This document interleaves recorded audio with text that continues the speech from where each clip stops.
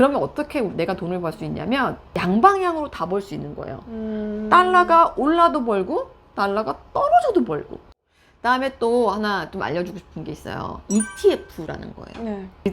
ETF는 그 전에 해본 적이 있어요? 네, 저 QQQ 사서 해봤습니다. 아, QQQ. 네. QQQ는 이제 나스닥에 있는 것들인데 약간 공격적인 거죠. 공격적. 어때요? 그거는 팔았어요? 옛날에 수익 먹고 팔았어요. 아, 잘했어요. 그거 완전 마이너스 됐을 수 있어요. 큰일 근데 났어요. 그거 딱 한 번 해봤던 거죠. 네네. 그래서 국내에서는 안 해보고. 네, 국내에서는. 아, 근데 이제 이럴 수 있어요. 지금 막, 달러가, 지금 보면 달러 예금 되게 많이 늘어났거든요. 사실 저는 이건 거꾸로 가는 거라고 봐요.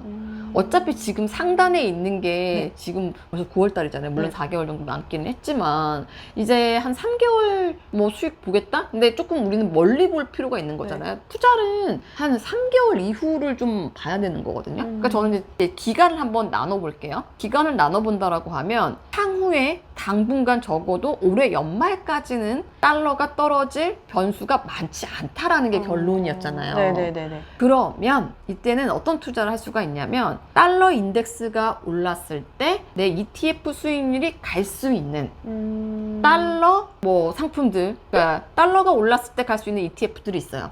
지금 이제 우리나라에 제일 거래가 많은 게 코덱스거든요. 코덱스는 삼성 자산운용의 브랜드 타이틀이에요. 네. 삼성 자산운용에서 운영하고 있는 달러 인덱스. 그런데 이걸로는 내가 성이 안 찬다. 그럼 달러 인덱스가 올랐을 때 내 ETF 수익률이 2배로 갈 수 있는 레버리지 상품. 그런 것들을 지금 달러가 좀 항상 오르는 건 아니잖아요. 떨어졌을 때 조금, 떨어졌을 때 조금 분할 매수로 들어갈 수 있는데 사실 이것도 조금 불안하니까 어떤 식으로 이거를 또 다른 상품을 가지고 갈 수 있냐면 장기적으로는 달러가 또 떨어진다고 예상할 수가 있어요. 네. 왜냐? 언젠가는 인플레이션이 잡힐 거고 언젠가는 미국이 기준금리를 인하할 거잖아요. 네. 그러면 달러도 지금보다는 떨어지겠죠. 네, 약달러의 시대가 분명히 있었어요. 그럼 약달러의 시대를 대비한다라고 하면 약달러는 뭐예요? 달러의 가치가 떨어졌을 때 내가 수익을 볼 수 있는 인버스. 네. 이거를 달러 인버스 ETF라고 할 수 있거든요. 그러면 어떻게 내가 돈을 벌 수 있냐면 양방향으로 다 벌 수 있는 거예요. 달러가 올라도 벌고 달러가 떨어져도 벌고. 이걸 두 개 다 사면은. 네. 이런 거를 사실 롱숏 전략이라고 해요. 이거를 롱 앞으로 갔을 때 상승했을 때 수익이 나는 거, 네. 떨어졌을 때 수익이 나는 거를 이제 숏이라고 하거든요. 네. 그러니까 롱숏을 다 가지고 있기 때문에 나는 올라도 떨어져도 다 벌 수 있는 이 전략으로 가지고 갈 수 있는 거죠. 또 궁금한 거 있어요? 또 궁금한 거요? 네. 만약에 네. 달러 인버스 ETF를 산다면 네. 올해 말까지는 안 사고 내년에 사는 게 맞는 건지. 아하, 좋은 질문이에요. 이게 이 매수 타이밍이라는 것과 환율 전망이라는 게 되게 어렵거든요. 전문가들도 환율은 잘 못 맞춰요.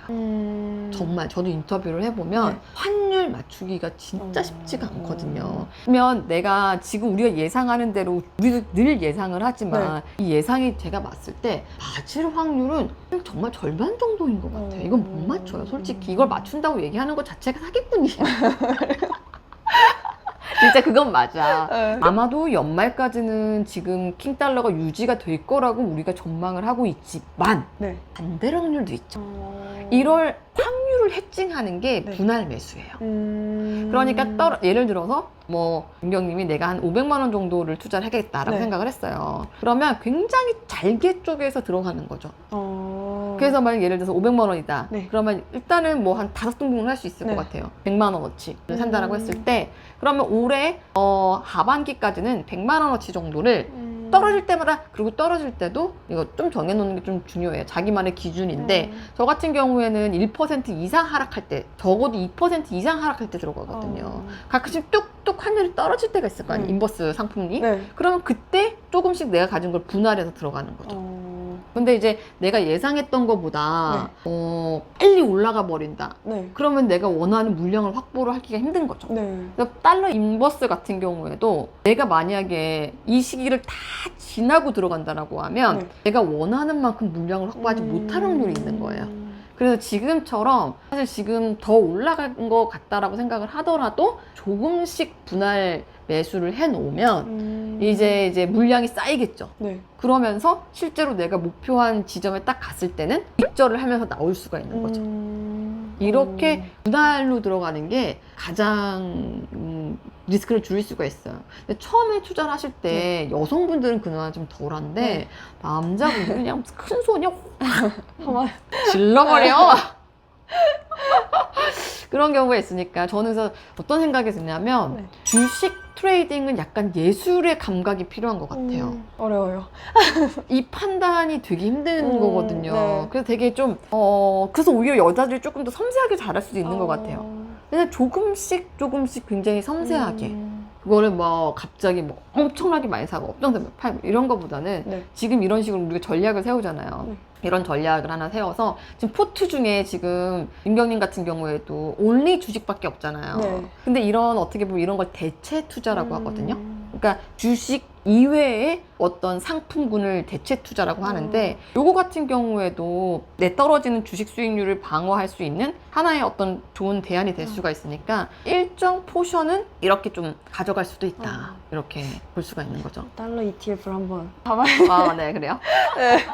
자, 이렇게 해서 오늘은 제가 7월 말에 보내드렸던 달러에 투자하는 법, 엔화에 투자하는 법, 레터에 관련해서 윤경님과 함께 공부를 해봤습니다. 그러면 저희는 다음에 또 다른 레터 공부로 돌아오도록 할게요. 안녕!